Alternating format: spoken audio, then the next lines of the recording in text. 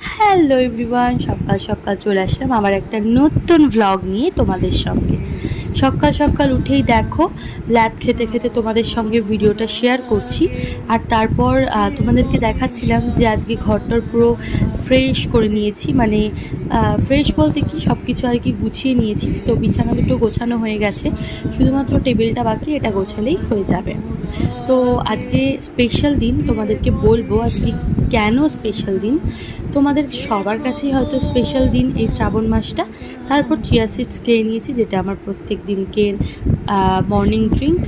এই যে স্নান করে নিয়েছি সুন্দর করে, আর মা এই জামাটা দিয়েছে, বলেছে পুরনো জামা না পরে নতুন একটা জামা পরেই করতে। তো কি সেটা বলি, আজকে হলো শ্রাবণের তৃতীয় সোমবার, তো তার জন্যই জোগাড় করছি। আর আজকে কোথাও মন্দিরে যাব না, বাড়িতেই করব। তো তারপর দেখো বাবা সকাল সকাল ফল টল এনে দিয়েছে, আর ওই কুমণ্ডলটা কি সুন্দর তাই না, ওটা দিয়েই বাবার মাথায় জল ঢালবো। আর তারপর দেখো ফল টলগুলোকে বানাতে লেগে গেছি।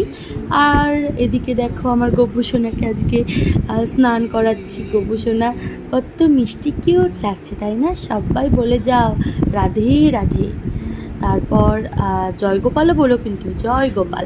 তারপর দেখো আমার গপুকে স্নান করিয়ে সিঙ্গার করে দিয়েছে, কেমন লাগছে একটু কমেন্ট করে জানাও তো।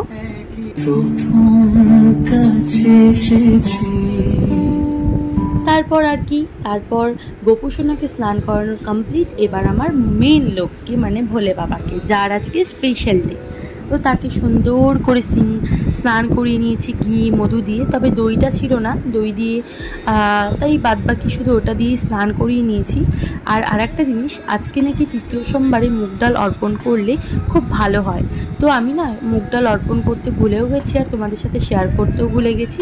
তো পরে আমি অর্পণ করেছিলাম, সেটা তোমাদের সঙ্গে আর শেয়ার করা হয়নি। তারপর দেখো সুন্দর করে বাবাকে স্নান করিয়ে মাথায় জলটা ঢেলে নিলাম। তো দেখো তোমরা এটা একটু এনজয় করো, আর সবাই বলো জয় বাবা ভোলানাথ।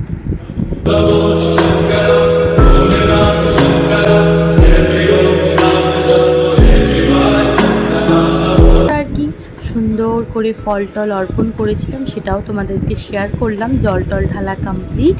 এইবার মা দিচ্ছিল, তখন আমি একটু তোমাদেরকে ঠাকুর ঘরটা পুরোটা শেয়ার করলাম। প্রত্যেক দিন শুধু গোপুর খাটটাই শেয়ার করা হয়, তো আজকে দেখো পুরোটাই শেয়ার করলাম।